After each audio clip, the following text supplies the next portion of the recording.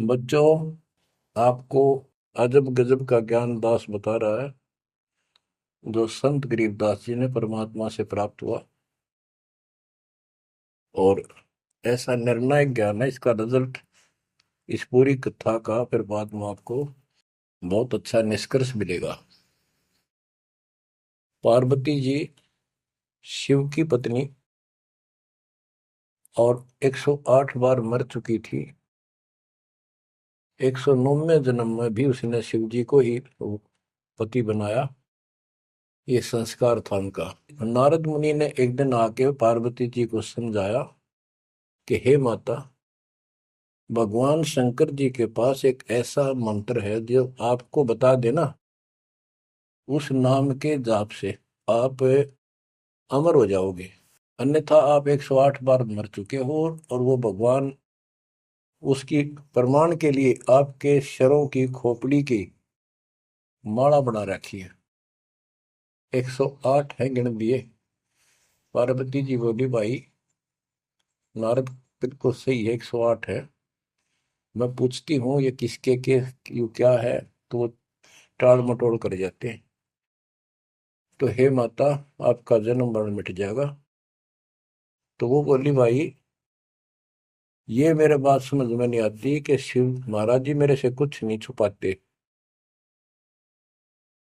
और इसने ये कैसे छुपा रखा मंत्र मेरे से बहुत प्यार करते हैं। और बताते हैं तेरी मृत्यु के बाद मैं बहुत रोता था। तो नारद जी ने कहा, माता अभी तक आप उनको पति मानती हो, जिस दिन परमात्मा रूप देखोगी और उनको एक गुरु रूप में नम्र भाव से प्रश्न करोगी, कति अति नम्र होकर, तब ये गुप्त मंत्र आपको बताएगा। ये मंत्र शिव जी ने किसी को नहीं दिया आज तक, क्योंकि ऐसा किसी का लक है नहीं, ऐसा भाव किसी का है नहीं। तो आपको वो भाव बनाना पड़ेगा जिससे वो आपको अमर मंत्र दे दे। नारद कह के चला गया। पार्वती को बेचैनी होगी माता जी को। शिव जी जब घर आए और दिनों तो वो दूसरे ढंग से बात करा करती, क्योंकि पत्नी बराबर का हकदार होती है, हिस्सेदार होती है। उस दिन चरणों में लेट गई, दंडोत प्रणाम किया और चरण पकड़ के रोने लगी और कहने लगी, हे भगवान, मुझसे ऐसी कौन सी गलती बन गई कि आपने मेरे से वो अनमोल मंत्र छुपा रखा है। हे भगवान, मैं 108 बार मरी, क्या आप दुखी नहीं हुए होगे? मुझे वो नाम बता दे जिससे मेरा जन्म मरण मिट जाए। अब शिव जी उसके मुंह की तरफ देख रहा है, पार्वती की सारी आओ भाव को समझ रहा है। कहने लगा, पार्वती आज तेरे को कौन सा भगवान आत्मा मिल गया जिसने तेरी बुद्धि बदल दी? ये तेरी बुद्धि का ज्ञान नहीं है। तेरे को तो मैं जानता हूँ, ये बात तेरे मन में भी नहीं आती थी। मैंने कोशिश भी की, भक्ति किया करो। आप कह देती थी, आप भगवान हो, मुझे क्या जरूरत है, मैं भगवान के साथ हूँ, मैं उनकी अर्धांगिनी हूँ। तब पार्वती जी ने बताया कि नारद जी आए थे, उन्होंने मुझे ये सब बताया। तो भगवान शंकर बोले, पार्वती सुन ले, जितनी बार तू मरी मेरा पागल जैसा हाल हो जाया करता था। एक बार तो राजा दक्ष के यज्ञ में जलकर मरी, तेरे अस्थि पिंजर को उठाए मैं 10,000 वर्ष तक घूमता रहा था, तो आप कंधे पर रख के और पार्वती पार्वती करता हूँ। तो एक सुदर्शन चक्कर आया, उसने काट के तेरे टुकड़े कर दिए शरीर के। जब मैं ठगा सा रह गया, मेरे हाथ कुछ नहीं बचा, फिर तेरा जन्म हो गया, शादी फिर होगी। वह भूल पड़ी। ये मंत्र ऐसा अजब गजब है, ये आम व्यक्ति को नहीं बता जा सकता। भगवान शंकर जी ने कहा कि अब तेरी आत्मा सच्चे दिल से डिमांड कर रही है, अब मैं तुझे यू नाम दूंगा। गरीबदास जी बताते हैं कि जैसे सीप एक जानवर होता है, शंखला सा, जैसे एक शंख होते हैं इस टाइप के मजबूत शरीर का, और उसको सीप बोलते हैं, सीप। वह सीप जो है, गर्मी हो जाती है जब उसको अंदर पानी की डिमांड होती है, मोती बनाने के लिए उसमें प्रेरणा होती है, जैसे पशु में गर्भ धारने की होती है। उस समय सीप समुद्र के ऊपर आ जाती है, ऊपर बादल गरज रहे होते हैं, यदि उसका मुख खुला हो और बारिश की एक बूंद भी उसके मुख में चली जा, तो उससे मोती बनना शुरू हो जाता है। उस बूंद को लेकर सिप वापस समुद्र में गोता लगा जाती है, उसमें मोती बन जाता है। और यदि सीप का वो मुंह बंद हो तो सारा सामान बरस जाए उसके ऊपर, मोती नहीं बना। तो पार्वती को समझाया कि अब तेरी सीप का आत्मा का मुंह खुल चुका है, अब मैं यो नाम दूंगा, असर करेगा। और पहले तेरी सीप आत्मा का मुंह बंद था, इसलिए ये उन्मोद मंत्र ऐसे व्यर्थ नहीं कर सकता था। फिर कहा कि चलो, सुबह सुबह एकांत स्थान पर पहुंच गए।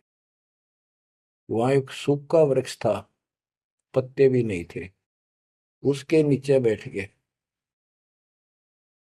और बच्चों वहां पर दोनों हाथों की ताली बजाई, तो आसपास के पक्षी उड़कर भाज गए, इतना शोर हुआ। और जो अंडे थे वो बच्चे बढ़कर उड़ गए। उसी वृक्ष की खोगड़ में एक खोखले स्थान पर तोते के अंडे थे। वो जो अंडे थे, उस स्वस्थ अंडे तो बच्चे बढ़कर उड़ गए, अस्वस्थ था एक अंडा, कति खराब हो गया था, गंदा हो गया था, वो वहीं रह गया। भगवान शंकर को पता नहीं था कि इसमें कोई तोते के बच्चे भी हैं, अंडे भी हैं। उनको मालूम था कि अंडे भी होंगे तो बच्चे बनकर जा चुके होंगे। अब बच्चों, बहुत सी कहानी इस एक ही कथा से आपको समझ में आएगी। जैसे ये क्या करते हैं, भक्ति ना करके मृत्यु के प्राप्त हो जाते हैं, फिर क्या करते हैं, अस्थियों को उठाते हैं, जड़ी हुई हड्डियों को, उनको उठाकर गंगा में बहा के आते हैं। उनका उद्देश्य तो ये होता है कि इसको इतने गहरे पानी में डाल दे कि जो व्यक्ति मर जाता है, स्त्री या पुरुष, जब वो प्रेत बन जाता है तो अपने घर आता है। घर में वो अपने बॉडी को खोजता है, फिर वो जाता है शमशान घाट पे। उसको एहसास होता है कि ये ताजा ताजा जो फूके गए हैं, ये तेरी हड्डी है। उन हड्डियों को अपनी मान कर उनके चिपक जाता है भूत, और फिर कभी घर और कभी उन हड्डियों के पास वहां चक्कर काटता रहता है और परिवार वालों को तंग करता है। तो क्या कर, इसीलिए उसको उन हड्डियों समेत उठाकर उसने इसी जगह डालते हैं, उसको भेदना नहीं लगता, और वो भटक भटक के चला जाता है। तो बच्चों, अब हमने न तो ये क्रिया करनी, क्योंकि हम भूत बनाए को नहीं, हमारी सच्ची भक्ति है, और उससे कोई समाधान नहीं हो जाता। तो इसी प्रकार तो दास बताना चाहता है कि मरने के बाद भी उन हड्डियों को भी वो जीव अपना मान रहा था कि मेरी है, उनके चिपक जाता है। इसी प्रकार जो गंदा अंडा हो गया था, वो आत्मा उसका चिपकी हुई थी कि मेरा है। हालांकि वो कति खत्म हो चुका था, कुछ दिनों में उसकी वो सूख जाता, खत्म हो जाता, फिर वो उसको छोड़कर चलती। तो वो आत्मा उसके साथ चिपकी हुई थी। उधर से पार्वती जी को कथा सुनाना शुरू कर दिया, अमर कथा सुनाई। क्योंकि गरीबदास जी कहते हैं, कबीर साहब ने बताया, हम बैरागी ब्रह्मपद सन्यासी महादेव, सोहम मंत्र दिया शिव जी को, वो करे हमारी सेव। तो कबीर साहब ने इन सब को यो अमर ज्ञान सुनाया था, सतलोक वाला, सृष्टि रचना सब सुनाई। भगवान ऐसा है, भगवान ऊपर है, भगवान ऐसा है, वो सबका मालिक है। जब तो मान ली, प्रथम नाम एक ले लिया, किसी को ओम दे दिया, किसी को सोम दे दिया, किसी को श्रीयम हरियम दे दिया, किसी को किलियम। इस तरह इनको अपना बनाया परमात्मा ने। और फिर सोचा था कि दोबारा मैं आऊंगा, अगर इनकी बुद्धि काम करेगी, इनकी आस्था ठीक रही, तो फिर नए सिरे तो मंत्र पहला दूंगा। जब दूसरी बार परमात्मा गए तो इन सब की बुद्धि काल ने फेर दी। इन्होंने सुनी भी नहीं कबीर साहब की बात। तो कबीर साहब वापस आ गए। अब वो ज्ञान शिव जी को था, पार्वती को बताया और मंत्र दिया उसको। अब बच्चों, 5 नाम शिव जी को बताए थे, लेकिन शिव जी विशेषकर 100 मंत्र ही जाप करता है। ये चक्कर ये है कि जो गुरु बताते हैं हम उस पर ना रुक करके फिर मनमुखी जरूर करते हैं कोई कोई। और परमात्मा जी ने, कबीर साहब ने शिव जी को सब कमलों का भेद बताया था। ये योगी था, इससे तो एक कमल भी नहीं सुलझा था, एक भी, और अभी तक नहीं सुलझा है। लेकिन ज्ञान सारा बता दिया था। तो पार्वती को सुनाया जा रहा था ज्ञान, पार्वती यश करती जा रही थी, देखो ये मूल कमल है, आगे चलो स्वाद चक्र है, फिर नाभि कमल है, अर्धा कमल है, उसमें ऐसे ऐसे देवता हैं, कंठ कमल में ऐसा है, त्रिकुटी कमल तक पहुंचा दिया बस। पार्वती जी ध्यान मग्न होगी, उसको नींद आ गई, बोलना बंद कर दिया। उधर से वो पक्षी इस कथा को सुनने से वो अंडा स्वस्थ हो गया तोते का, और ओंकार्य बुलंद आ गया। शिवजी ने देखा आवाज और तरह की आई, पार्वती तो सो रही है, लटके ले रही है बैठी बैठी, आवाज कहाँ से आई? उसने देखा एक पक्षी उस वृक्ष की खोगड़ में, उथोथे स्थान में नजर पड़ा, पक्षी उड़ कर भाग लिया। शिवजी उसके पीछे चल पड़े कि इसने मेरा ज्ञान चुरा लिया। आकाश में उड़ गया, उड़ के पीछे हो लिया। ये तोते वाला जीव परमात्मा की अमर कथा सुनता है, उसमें भी शक्ति सिद्धि आ गई थी। और ये ज्ञान जो है पूरे पहुंचे हुए संत से सिद्धि युक्त और अधिकारी से सुनने से ज्यादा असर करता है। भगवान शिव 3 लोक के प्रधान है, इनमें आध्यात्मिक शक्ति है, वो साथ मिलकर उसकी आध्यात्मिक शक्ति के साथ वो वाणी जो परमात्मा अमर कथा उसके भी बॉडी में गई, उसमें सिद्धि आ गई। मोक्ष तो बहुत दूर की बातें हैं, ये तो लंबा चैप्टर है, लंबी कहानी है, लेकिन सब थोड़ा थोड़ा हिंट आपको देना पड़ता है, कहीं कभी कोई मिसगाइड ना करते। सिद्धियों कहते ये अष्ट सिद्धि 9 निधि के भरे पड़े हैं शिव जी, और इनके वचन से भी सिद्धि आ जाती है, किसी को ये कह दे तो। लेकिन उन सिद्धियां ने के चाटा ही मोक्ष तो ना हुआ है। भाव कहने का ये है कि वो तोते वाला प्राणी वेद व्यास के आश्रम में पहुंच गया, उड़ता उड़ता पीछे पीछे शिव जी, वहां शरीर छोड़ गए। और व्यास की पत्नी ने जमाई ली थी, उसके द्वारा सांस के द्वारा वो सूक्ष्म जीव अंदर चला गया। और जब गर्भ धारण का समय आया तो उनके गर्भ में स्थान लिया, उस बच्चे के शरीर में प्रवेश हो गया, 12 वर्ष तक वहीं रहा। आगे कथा इसमें आगे आएगी, वो बताऊंगा। अब ये वाणी सुनाऊंगा जो आसानी से आपका समझ में आएगी। मोक्ष मुक्ति का लख्यान बेवा, ब्रह्म में पुत्र व्यास सुखदेवा, सतगुर मेरा महादेव पंका, 84 की मिटी निशंका। के महादेव जैसे भी उनको मिले फिर भी 84 लाख योनियों का चक्कर उसका मिटा नहीं। 78 जन्म गौरी भरमाई, शिव को रुनमाला गले लाई, अर्ध शरीरी देवी गौरा, जिनका थीर बयानी मोरा। 108 जन्म पार्वती जन्मती मरती रही, और शिव जी ने उसके सिर की माला, सिर के रुंड खोपड़ियां माला बनाकर गले में डाल रखी थी। अर्ध शरीरी देवी गौरा, जिनका थीर बयानी मोरा।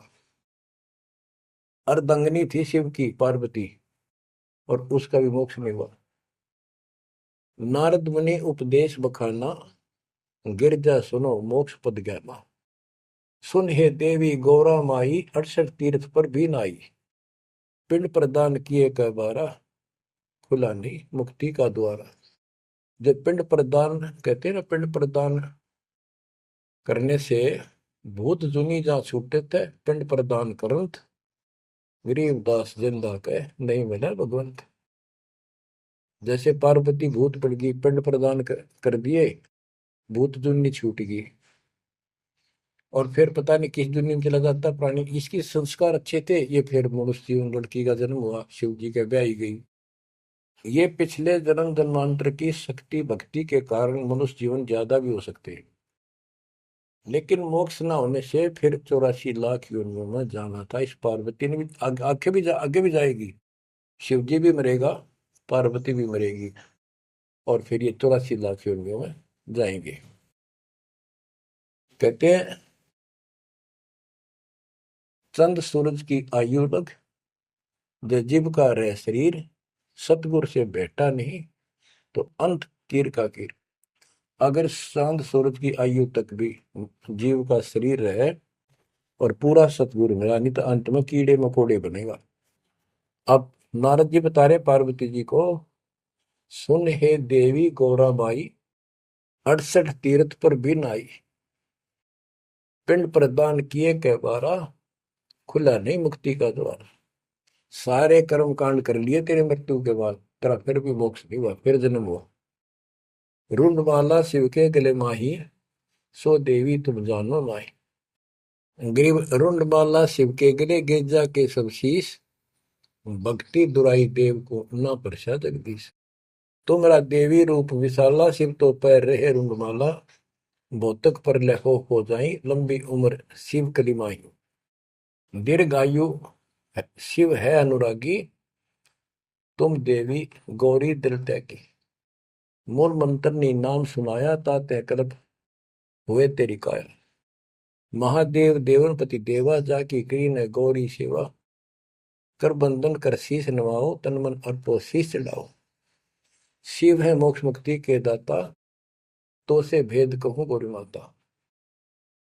चरण गहो चिंतामणि केरा, ताते प्राण अभय हो तेरा। कमल रूप देवी दिल की न्या, नारद मुनि उपदेशी चीन्या। जब आए शिव मंदिर अवधूता, देवी चरण लिए शत्रुपा।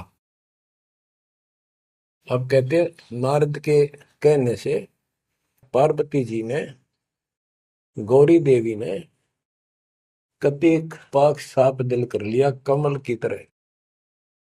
कमल के ऊपर कोई मैल नहीं होता, ना कोई धूल टिकती है, ना जल टिकता है, ना कोई कीचड़ टिकता है। तो ऐसा साफ दिल किया, और जब शिव जी घर पर आए, उनके चरणों में चरण लिए शत्रुपा, सच्चे भाव से चरण लिए। चरण पकड़ रोवत है बाला, मोरे शीश किए रूपमाला। मोसे भक्ति दुराई देवा, न जाने नी तुम्हारी सेवा। मोसे भक्ति दुराई स्वामी, हमसे भेद कहो निज दामी। मैं अबला हूं बाला बोली, पार निभाओ हमारी डोली। कति चरण पकड़ के कहने लगी, मैं तो बोली बोली सी लड़की हूं, और मेरा बेड़ा पार करो। बच्चों, ये सारी कहानी आपको मौखिक सुना दी, इन वाणियों में सारा इसी का निष्कर्ष है। अब क्या बताते हैं, गृह मूल मंत्र महबूब का एक सुनाओ मोही। पार्वती जी कहती है शिव जी को कि उस परमात्मा का समर्थ शक्ति का जो मूल मंत्र है वो मुझे बता दो। अब इन मूल मंत्र का पता नहीं, जिस भी नाम को ये गुप्त रखते हैं, जो विशेष नाम इनके पास है, उसी को मूल मंत्र मांग रहे थे। गिरी मूल मंत्र महबूब का ए सुनाओ मोही, युगन युगन के पातक कटे, छूटे तें दिल द्रोही। पूर्व जन्म की कथा सुनाओ, मूल मंत्र हमें शिव गोराओ, भूल रही भवसागर हमी, मोक्ष मुक्ति के दाता तुम ही। शिव बोले सुन देवी बाता, को उपदेशी मिला विदाता। ये तो ना ही ज्ञान तुम्हारा, हम सो भेद कहो परवार। कि आज जैसे तू बोल रही है कि तेरी बुद्धि की बात नहीं, तुझे कौन ऐसा भगवान आत्मा मिल गया जिसने तेरा मन फेर किया। गिरजा कह सुनो शिव स्वामी, तारण तर आदि घरनामी। नारद मुनि उपदेश समोदम, दीन ज्ञान ध्यान परमोदम। शिव समर्थ बोले हैं जब ही, गौरी ज्ञान सुनाया तब ही। कोटि कल्प प्रलय युग बीती, ज्ञान ध्यान सब ही परचिति। तुमरा मन नारद मुनि फेरा, सुनो ज्ञान तुम गौरी मेरा। बनखंड चलो गौरी दीवानी, पंछी सुने न हमारी बानी। ऐसे स्थान पर चलो पक्षी भी कोई हमारी बात ना सुन सके। जब शिवकर से लाई तारी, उड़ गए पंछी नर और नारी। जहां एक सूखा तरवर ताक्या, वहां पर एक सूखा वृक्ष देखा। शिव को आसन तहां वहां रखा, उसके नीचे अपना आसन लगा दिया, पार्वती को साथ बैठा दिया। जहां एक गंदा अंडा तिसमाही, तिस जाने तय समर्थ साई। योग असंख्य कल्प बरमाया, पूर्व जन्म कोई पिछला आया। अब तुम सुनो गौरी मेरा ज्ञाना, आसन मुख कर कोटिसाना। आसन पदम लगाओ गौरा, मेर दंड सुधा कर भोगा। गरीब आसन पदम लगाए कर भंवर चुड़ाओ सुन। अनहद नादू बाजे ही, जहां लगाओ तुम। और क्या बताते हैं कि उस वृक्ष की खोगड़ में गंदा अंडा पड़ा था, और उस गंदे अंडे वाले जीव के असंख्य जन्म 84 लाख योनियों में हो चुके थे। यहां से उसके भाग जागे, और तो पक्षी बन के उड़ गए, वो पक्षी बन नहीं पाया। और बाद में उड़ा जब उसने सारी कथा उसके ऊपर असर कर गई। जैसे बच्चों बहुत बार बताते हैं, दास आपको बताता है कि ये अमर कथा जो गरीबदास जी की वाणी है, यह शिव जी वाली अमर कथा से कई हजार लाख गुना ज्यादा शक्तिशाली है, ज्यादा प्रभावी है। अब ये कथा सुनाने का मुझे कोई उद्देश्य नहीं, इसमें से ऐसा निष्कर्ष निकालूंगा आप हैरान रह जाओगे। जैसे एक सर्प कांटे का इलाज करता है, अब तो दवाइयां चल गई, पहले गार्डू होते थे, मंत्र बोलकर जहर तार देते थे। जिसको सर्प ने काट लिया वो अचेत हो जाता था, कति बेहोश जैसे मर गया हो, सांस सांस आते थे। और गार्डू क्या करता है, एक मंत्र 5-4 पंक्तियां होती हैं, उसको सिद्ध करता अपने जीवन में, 5 4 7 10 साल लगा के वो वाणी सिद्ध हो जाती है। फिर तो उसको बोलता रहता उसके ऊपर साथ बैठ के उस सर्प जैसे व्यक्ति पर। उस समय वो सर्प जैसा व्यक्ति अचेत होता है, ना वाणी सुन रहा है, ना उसको समझ रहा है इसका अर्थ क्या है। तो कुछ समय के बाद वो उस वाणी के प्रभाव से उस शरीर का विष खत्म हो जाता है, और वो व्यक्ति जीवित हो जाता, सचेत हो जाता है। इसी प्रकार बच्चों, परमात्मा की अमर कथा जितना जिस जो सक्षम है उसके मुख से जिस सुनी जाती है, तो उस सत्र का उसको लाभ अवश्य मिलता है। तो ये गंदा अंडा था, इसके साथ जीव चिपका हुआ था।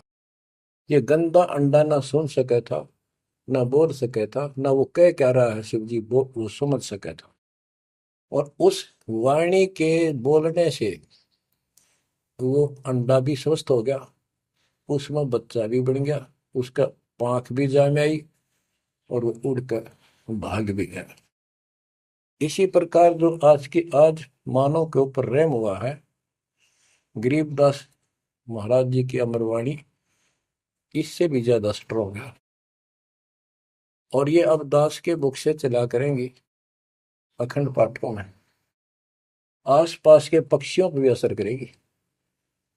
आसपास के पशु पक्षी जीव जंतु पेड़ पौधों सब का ऊपर ऐसे असर करेगी जैसे इस पर किया था। और ये सब धीरे धीरे यहाँ से शरीर छोड़ते जाएंगे और मनुष्य जीवन पाते जाएंगे। ये सीधे फिर आके मालिक के चरणों में आएंगे। बच्चों, भक्ति जरूर करेंगे, भक्ति करेंगे तो मालिक कहीं ना कहीं उनको मिलेगा। अब मैं सुखदेव ऋषि की बुक सुनाता हूँ, पार्वती का तो दिया। अब एक बात विचार करो कि जहां पार्वती जी को मंत्र मिला, अमर मंत्र मिला, वो नाम मिला भक्ति करने का, यानी वो शिक्षा भई, तो वो स्थान पार्वती के लिए तो अमरनाथ हो सका है। ये जो वहां आजकल जावे हैं मत्था टेकन देखन दर्शन करन, उनके लिए अमरनाथ नहीं है वो। अब जैसे आपने जिस भी आश्रम नाम दान केंद्र पे या कहीं भी दास से दीक्षा ली है, आपका वो स्थान अमरनाथ है, लेकिन उस स्थान से कुछ नहीं लेना देना, मोक्ष नाम से होगा। तो बच्चों, उस स्थान से मोक्ष नहीं है। वो स्थान तो आपको जिंदगी भर याद रहेगा, मुझे वहां दीक्षा मिली थी, बस इतनी बात है, और ये अमर ज्ञान मुझे प्राप्त हुआ था। लेकिन मुक्ति नाम से होगी। और जो बोले आत्मा इतने ऊंचे पहाड़ों पर जाते हैं दर्शन करके आवांगे, अब विचार करो। जैसे दास ने बहुत बार समझाया आपको, ये तीर्थ क्या होते हैं, ये धाम क्या है। जैसे पार्वती को वहां नाम लिया, नाम लेकर अपने घर ना आएगी, अब भक्ति करिए, वहां क्या रखा है। अब जैसे तीर्थ हैं, वहां किसी ऋषि ने भगत ने कोई तालाब का सहारा तकिया, क्योंकि पहले पानी नहाने धोने का पीने का तालाब ही होते थे, कुएं भी बहुत गहरे होते थे, एक आदमी नहीं खोद सकता। तो वहां बैठ कर अपनी भक्ति करता था, जैसे भी उसे न डले डोए। क्योंकि सत साधना तो आपको ही मिली है, पूरे विश्व को चार चार युग के बाद मिलेगी। तो वो जैसे भी तप किया, कुछ किया उसने, जैसा भक्ति की, उस आधार से वो उस लोक में चला गया। और अब वहां कुछ नहीं।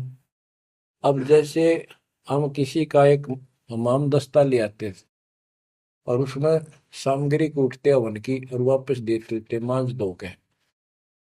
हमाम दस्ता होता है लोहे का उखड़ सा, एक डेढ़ एक फुट का उसका मुसड़ सा होता है लोहे का ही, उससे वो कूटते हैं, जैसे चटनी कुटा रहे कुंडी में। तो हमाम दस्ते में थोड़ी बहुत स्मेल थी, और 5-4 दिन में वह भी खत्म होगी। जिसका मांग के लाए तो उसको दे आए, तो उन घर वालों ने महसूस हुआ कि इसमें कुछ स्मेल आवा है, तो कोई सामग्री कूट रखी है। और कुछ दिन के बाद वो स्मेल भी खत्म होगी, और वो सामग्री सारी कति साफ करके अपने घर रख ली।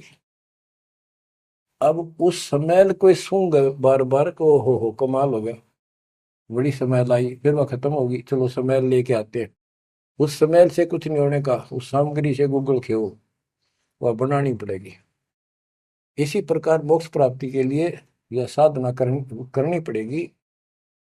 तो वहां जाने से कोई लाभ नहीं जहां पर कभी कोई ऋषि ने कोई साधना की थी, वो तीर्थ बने हुए हैं। तत्काल ने परमात्मा से कहा था, जो मालिक आए थे जोग जीत रूप में, अपने बच्चे ज्ञानी के रूप में, जोग जीत रूप में, सहज दास रूप में, कई रूप में आते रहते हैं। तब काल ने सारी वचनबद्ध करा के मालिक को, और फिर अपनी वह दुष्टता दिखाई थी। यूं कहा था, जाओ ज्ञानी वैसे जाओ, जोग जीत संसारा, जीव न माने कहा तुम्हारा। जीव तुम्हारा कहा न माने, हमरी और हो बात बखाने। तीर्थ व्रत और झूठे जब तब मन लाऊं, देवी देव देवर पुजवाऊं, या वो जीव को बरमाऊं। द्वादश पंथ करूं मैं साजा, नाम तुम्हारा ले करूं आवाजा।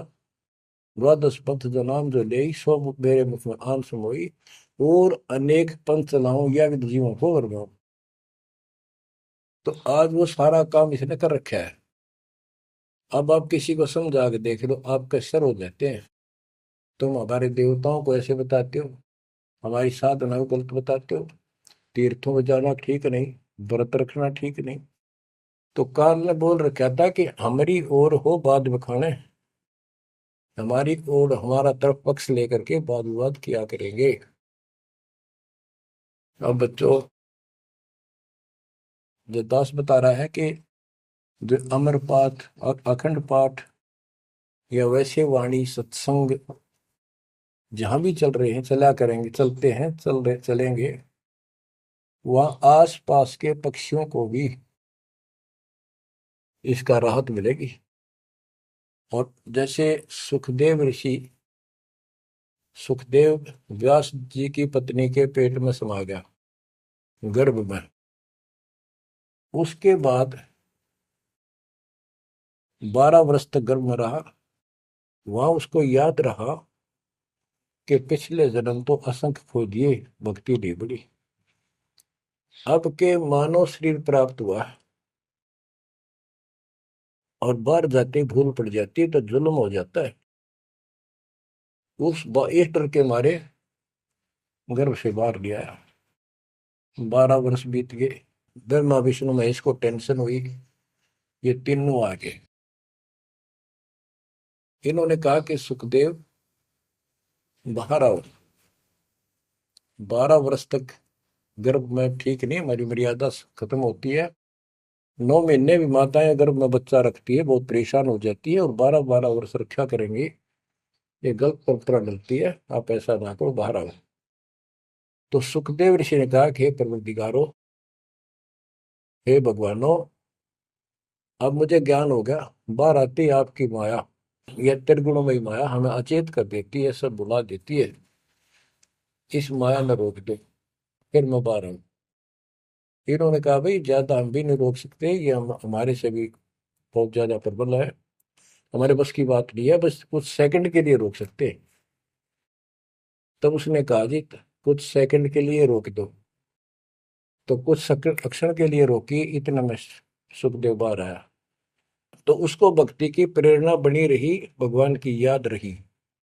उसी समय 9 नाथ 84 यानी 93 बच्चे और लड़के पैदा हुए। ऐसा इत्तेफाक था, संस्कार था उनका।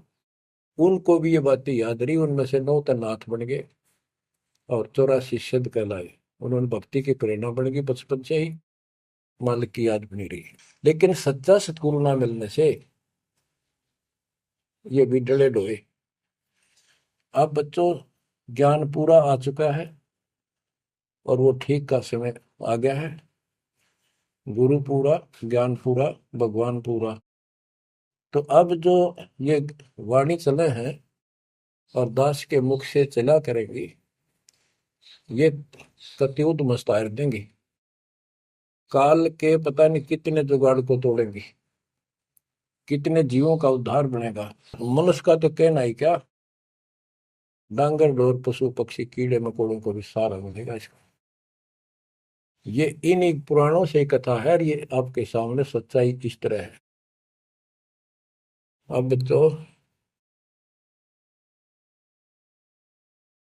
सुखदेव ऋषि जब बाहर आया, उड़ कर चल पड़ा वहां से। पिता ने कहा बेटा, व्यास जी ने कहा पुत्र, एक बार शकल तो दिखा दे। 12 वर्ष इंतजार की, पुत्र होगा। तब उसने कहा एक लेवा दूतम, कोई किसी का पिता नहीं पूतम। पिताजी पता नहीं कितनी बार तू मेरा पिता बन लिया, पता ना कितनी बार मैं तेरा पिता बन लिया।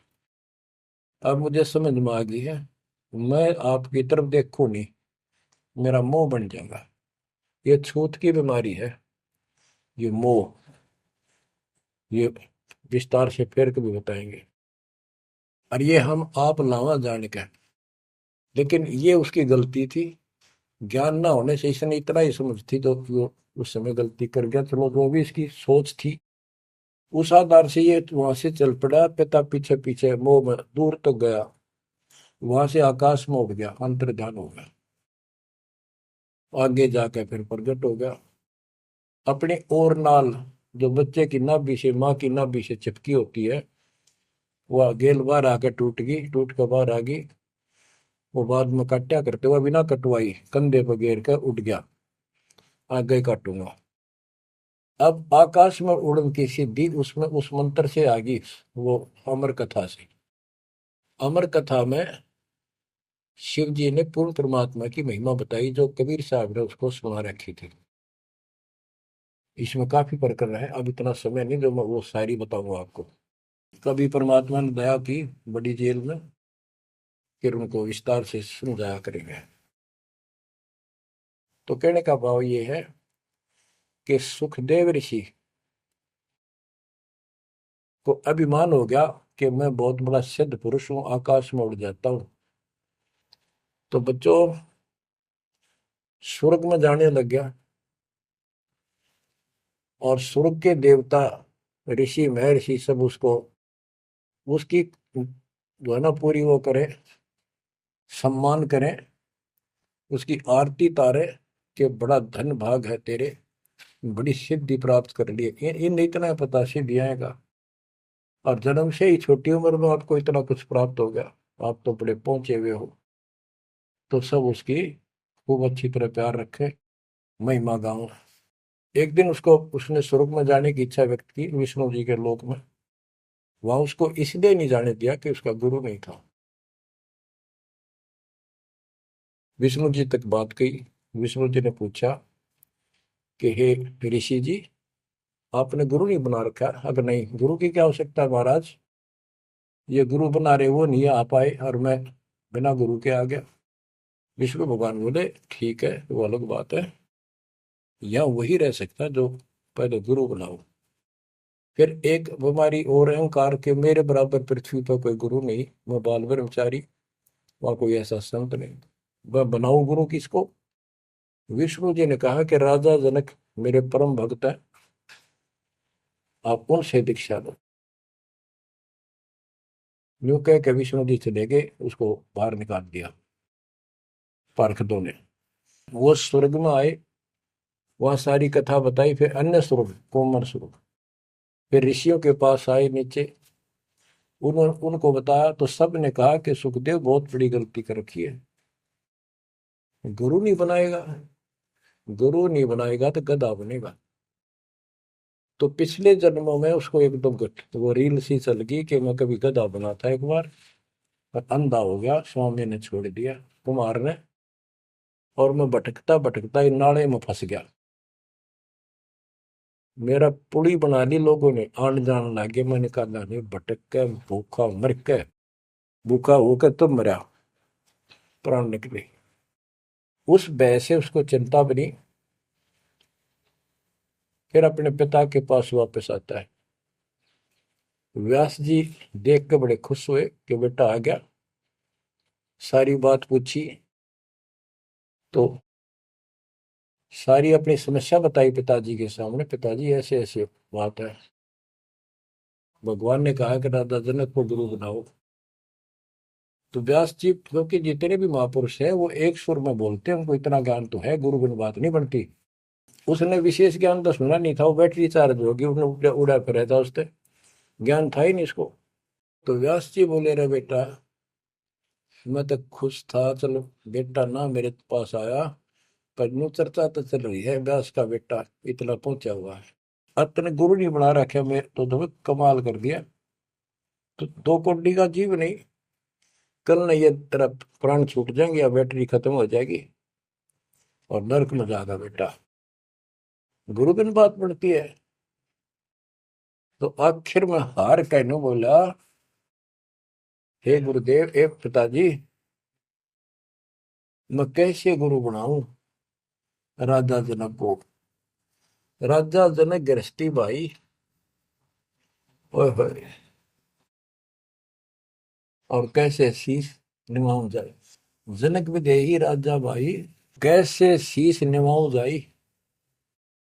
ओहो।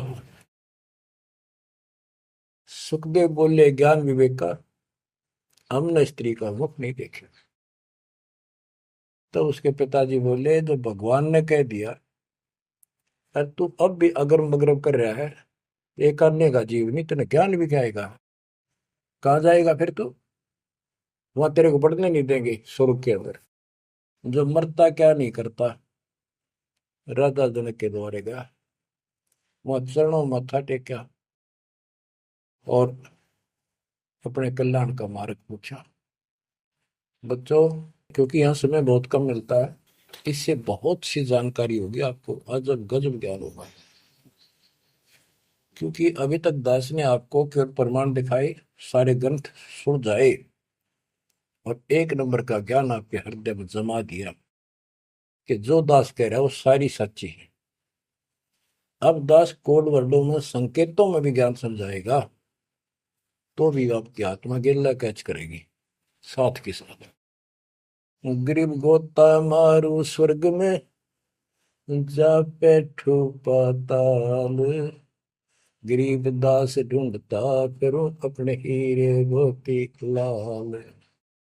आप वो हीरे मोतीलाल हो। बच्चों, आप सामान्य आत्मा नहीं हो। जब परमात्मा आपको कैसे रंग रहा है, रंग में कैसे दूध अमृत पिला रहा है आपको घर बैठे, आपको नहीं पता इसका क्या प्रतिफल होगा। बच्चे को माता पिता दूध पिलाते हैं, बढ़िया भोजन खिलाते हैं, उनको पता है कि इसको कितना इसका लाभ मिलेगा। बच्चे को ज्ञान नहीं होता, वो धक्के तो पिलावे, खेलने लग रहा हो, माँ लाओगी बुला के, आजा भाई आजा बेटी, दूध पियावेगी। बस दूध पीता पीता भी इन्होंने सोचा है, बच्चा अब छोड़ दे जल्दी ही, डांक ठोकूं बाहर खेल का हूं। अब वह दूध पिया के फिर छोड़ देती, जा वे खेल है तू। तो बच्चों, ये अमृत दूध है आपकी आत्मा के लिए। अपना काम करो, संसारी काम करो, फिर तो दिन का जो होमवर्क क्लास वर्क है वो भी करो। तो ज्ञान का जो असर है ये व्यर्थ नहीं जाएगा, आपकी आत्मा को इतनी ताकत दे देगा जिसमें भक्ति बिल्कुल सुदृढ़ हो जाएगी, सुरक्षित रहने लग जाएगी। क्योंकि मन में दोष नहीं रहेगा, कोई गलती करे बनेगी नहीं, तो सब कुछ सुरक्षित रहेगा। आपके मोक्ष के लिए परमात्मा ने कसर नहीं छोड़ रखी, जो भी संभव व्यवस्था है वो सारी कर दी है। बच्चों, तुम भी दया करियो, रहम करियो उस परम पिता पे। और इस दास की उम्र देखो, और दास कहाँ है 9 साल से, ये देखो। और यहां से आपके लिए क्या कर दिया उस दाता ने, उस मालिक को देखो ध्यान से। आप बालक नहीं हो, आपकी आत्मा में समझ आ जानी चाहिए कि ये क्या हो रहा है। कुर्बान हो जाओ, संसार की भूल जाओ बातों को, जो ज्ञान हम देते हैं उसके ऊपर समर्पित हो जाओ। तन मन धन सब अर्पिए, भक्ति मुक्ति के काज, जिनके उर में बंदगी के इंद्र का राज। बच्चों, इंद्रिय कर्म न लग लगार, जो भजन करे नर सुंदरे, गरीब दास जग कीर्ति होगी, जब लग सूरज चंद्रे, जब लग सूरज चंद्रे। बच्चों, आने वाली पीढ़ियां आपको भी याद करा करेंगी, जब तक चांद सूरज रहेंगे आपका नाम रहेगा कि हमारे कौन माता पिता, कौन दादा परदादा दादी इसे अमृत ज्ञान को हमारे कुल में लाए थे। आने वाली पीढ़ियों के उद्धार के लिए तुम जिम्मेवार हो, कुर्बान हो जाओ। परमात्मा आपको मोक्ष दे, सदा सुखी रखे। सत साई।